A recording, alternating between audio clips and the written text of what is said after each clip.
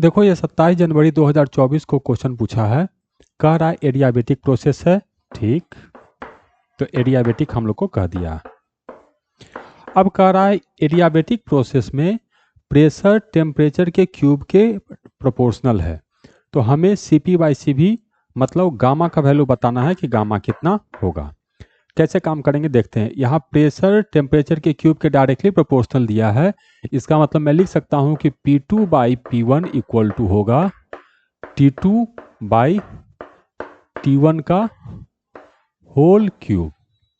तो यहाँ से मैं लिख सकता हूँ कि ln P2/P1 जो होगा ये होगा हम लोग को 3 इंटू ln T2/T1। तो ये चीज़ हमको दिया हुआ है।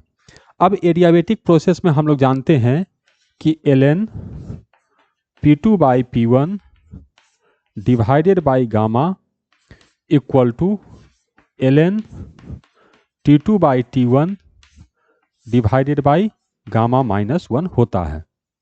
इसका मतलब ln P2/P1 divided by ln T2/T1 जो होगा ये होगा हम लोग को गामा डिवाइडेड बाई गामा -1।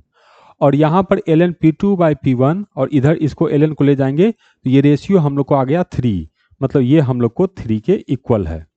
तो यहाँ से आया हम लोग को, अब इसको सॉल्व कर लेंगे तो यहाँ से हम लोग को गामा का वैल्यू आ जाएगा। कैसे सॉल्व करेंगे, तो गामा इक्वल टू हो गया 3 गामा -3, तो इधर गया तो 2 गामा हो गया, ये 3 हो गया। तो यहाँ से पता चला कि गामा इक्वल टू है हम लोग को 3/2।